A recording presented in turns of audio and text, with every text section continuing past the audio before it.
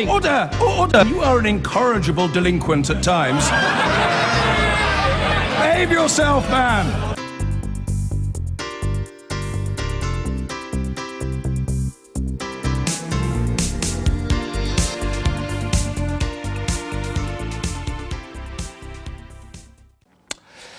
Now, the media's been playing What's the Scandal today?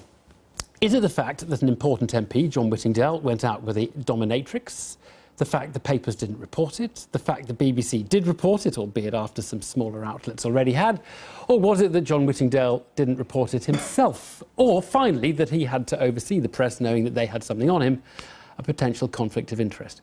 Well, let's see what Andrew Mitchell thinks, former Conservative Chief Whip, caught up in a media storm of his own at one point. Good evening to you. What do you think the issue is here at the heart of this? Well, I don't think there is an issue. There isn't an issue? Right. No, and, you know, the fact is that this is a middle-aged, single Conservative Member of Parliament who went out with someone who turned out not to be quite what they thought. Well, that happens to lots of people, and there's no story here. I cannot understand why the mob has descended in this way. Move along, nothing to see. Actually, just out of interest, would you think it was a story if he had known she was a dominatrix? Because, of course, arguably, single man dates someone with a interesting career is not a story either. No, I don't think that would have been a particular story, but I've struggled really hard with this one to understand, you know, the mob descends, the Labour Party, which is what they're paid to do, stir it up and stir it up quite well.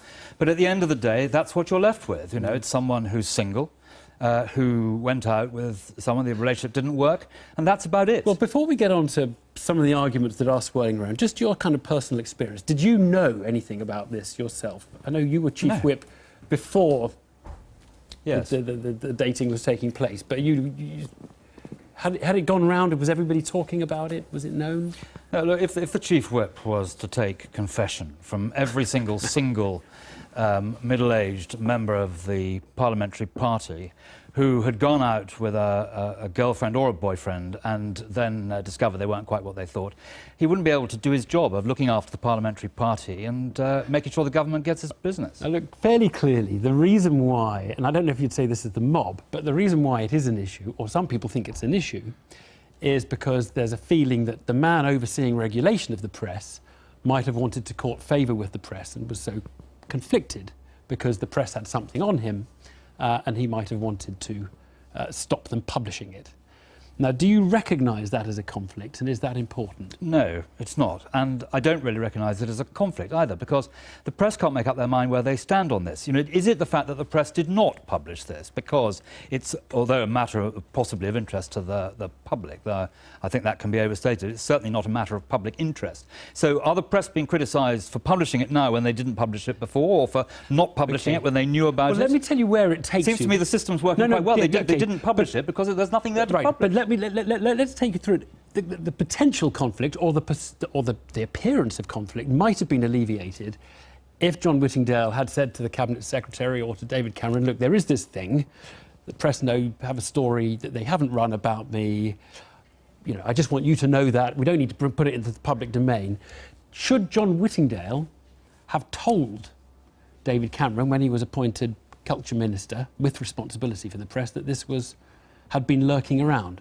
I don't think so, no. I mean, clearly it's a debatable point, but the fact is the poor fellow is entitled to his private life. This happened some time before he was appointed to the Cabinet, and I just don't think that it was something that he would wish to raise with the Prime Minister, or that the Prime Minister would have expected him to raise. How does this work? Either. I mean, when you become a Cabinet Minister, I know I'm sure people have lurid ideas that MI5 run a quick check on you and all of that. Is it like that?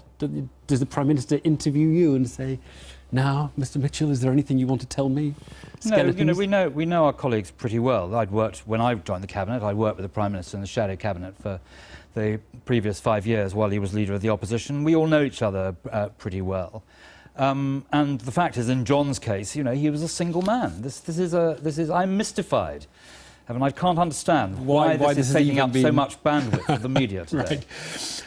Just if you would, because you've had the plebgate and all of that, living through the furore, I mean, regardless of whether there's some substance to it or no substance to it, what is What is that like?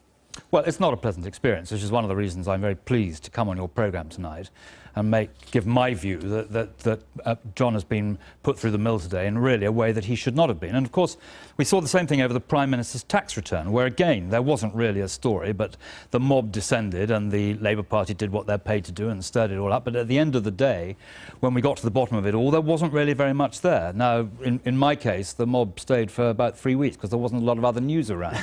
But it's not a pleasant experience, and I don't think John deserves this, and I'm very pleased to come on here as a former Chief Whip and make that very clear. And finally, the fact that he changed the policy of the last government, moved it to something that was more favourable to the press, you don't think has anything to do with the fact that the press was sitting on files with a story that they could have run on him? Nothing whatsoever. He has been a very distinguished chairman of the Culture, Media and Sport Select Committee. His views are very well known. He did not change his views. He's been utterly consistent. The story should go away. Andrew Mitchell, thanks very much. While we've got you, I wonder if we can talk to you about John Whittingdale just very briefly and what you make of... I mean, Andrew Mitchell telling us earlier, nothing to see at all, move along. What do you make of the change in policy that's occurred under John Whittingdale as Culture Secretary to the press? Because there was a different policy under the last government, wasn't there? Look, as it happens, I don't care at all about what John Whittingdale gets up into his private life. It's his private life, and right. as you imply in your question, I think the reason any of this has any resonance, which, by the way, I suspect it would even if it was a different Secretary of State, or whether he did or didn't have a relationship with this particular individual, is that this Conservative government, and it's the most open secret in Westminster, is desperately trying to wriggle out of actually delivering on the commitments that David Cameron and the Conservative Party made with all other parties in the last Parliament following the recommendations of the Leveson process. And, you know, very solemn promises were made by the Conservative Party to the McCanns. Exactly. An Act of Parliament was passed on a cross-party basis. Actually, the Royal Charter approach was a Conservative invention. And now, for reasons you'll need to ask the Conservative Party about, they're terribly keen not to offend some of the newspapers who don't like that whole process for, in my view, rather misplaced reasons. But that is the point. That's which I what think we should be looking at rather than I think his personal life is his personal life. But do you think there's a potential? Because some have said, well, isn't there a conflict of interest? Because he is responsible for determining policy on regulating the press, and he might be wanting to court favour with the press. Do you think there is a conflict there that would worry you at all? Look, knowing how government works, actually at the end of the day, this issue of whether you implement Leveson in full or not, as everyone promised they would, falls on David Cameron's desk. And it was, as it happens, David Cameron, not John Whittingdale, who made very clear promises to the country, to Parliament, to the victims of the hacking, to the McCanns and so on, that it would be implemented in full. That is what this government is now choosing not to do. Which suggests it's not a John Whittingdale conflict of interest, because it's the Prime Minister who decides it anyway. Exactly. I personally think this issue would be there whether John Whittingdale was the Secretary of State or not. Nick Clegg, thank you very much. I've been getting away with it all